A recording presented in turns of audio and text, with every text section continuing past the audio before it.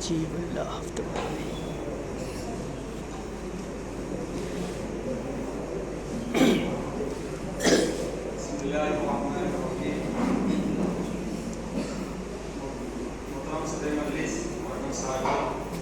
علیکم ورحمۃ اللہ وبرکاتہ۔ ایوان میں پیش کرنا چاہتا کہ ہم آزاد ہیں، اردو حمایت کرتا ہوں اور چند دلائل پیش کرتا ہوں۔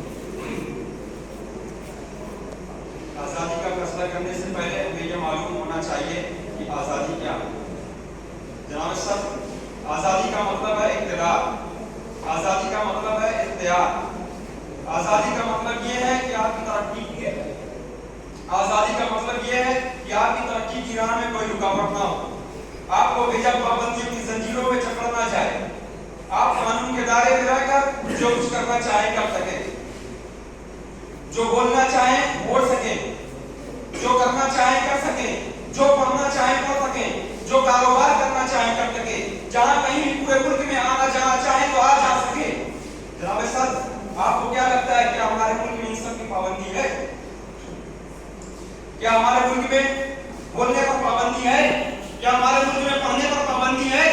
کیا ہمارے ملک میں کہیں بھی آنے جانے پر پابندی ہے؟ کیا ہمارے ملک میں کہیں بھی کاروبار کرنے پر پابندی ہے؟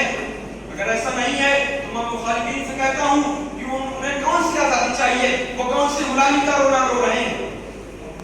جناب صاحب، مخالفت پر بولنے والوں نے اپنی آنکھوں پر پٹی باندھ کر میں چند دو چار واقعات کی بنیاد پر کہہ دیا کہ ہم آزاد نہیں ہیں، لیکن شاید انہیں نہیں یا انہوں نے ہمارے ملک کے آئین اور نظام پر غور نہیں کیا جو ہمیں آزادانہ زندگی گزارنے پر مجبور کرتا ہے۔ سیکولرزم، ڈیموکریسی اور مکس اکانومی ایسے نظریات ہیں جس کی بنیاد ہی آزادی ہے، جو بغیر آزادی کے چل ہی نہیں سکتی۔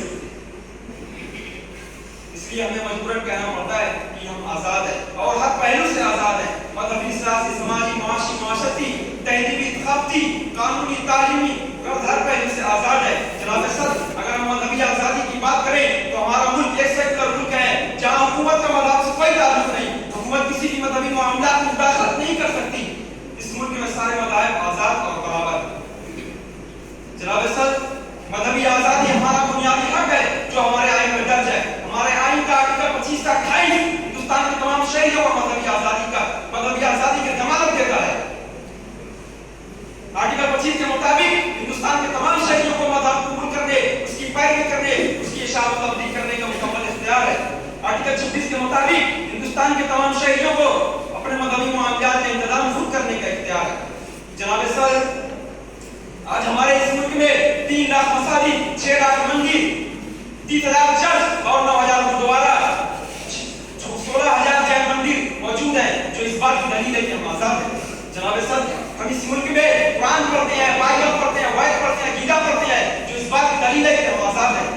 جناب صدر، ہم اس ملک میں عید بقرعید مناتے ہیں، ہولی دیوالی مناتے ہیں، بدھ پورنیما اور کرسچن ڈے مناتے ہیں، جو اس بات کی دلیل ہے کہ ہم آزاد ہیں۔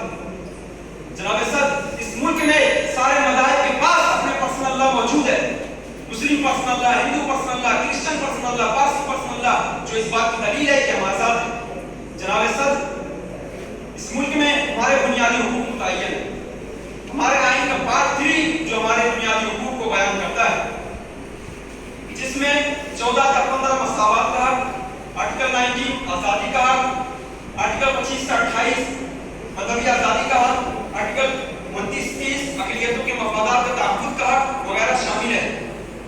اور جناب صدر، اس ملک میں ہمارے بنیادی حقوق کو کوئی نہیں چھین سکتا، کوئی ذرہ برابر بھی نقصان نہیں پہنچا سکتا، اس لیے کہ اگر کوئی ہمارے بنیادی حقوق کو چھیننے کی کوشش کرے گا یا نقصان پہنچانے کی کوشش کرے گا تو اسی بنیادی حقوق میں آرٹیکل 32 کے تحت ہمیں یہ حق دیا گیا ہے کہ ہم سپریم کورٹ کے ذریعے اپنے بنیادی حقوق کو چھین سکتے ہیں، ہم سپریم کورٹ کے ذریعے اپنے بنیادی حقوق کو حاصل کر سکتے ہیں۔ اس لیے ڈاکٹر امبیڈکر نے آرٹیکل 32 کو پورے دستور کا دل اور روح قرار دیا ہے۔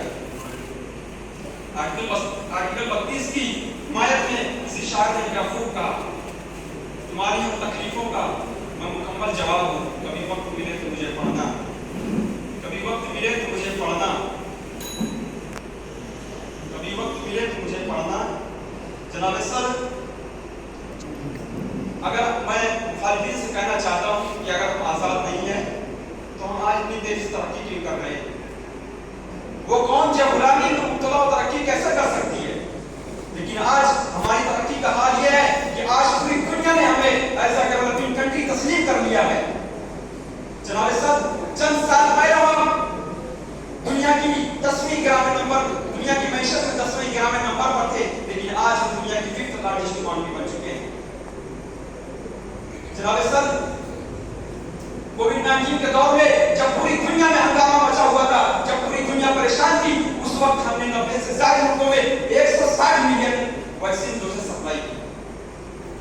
आज हम G20 नेशन के मेंबर हैं। गुज़िश्ता साल हमने G20 नेशन की सदारत का शर्फ हासिल किया। जनाब सर,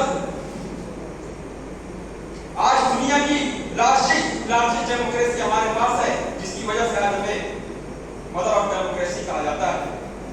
दुनिया की 4th largest military power, 4th largest railway network, 2nd largest manufacturing industry, 5th largest space agency हमारे पास है, जो इस बात की दलील है कि हम आजाद हैं।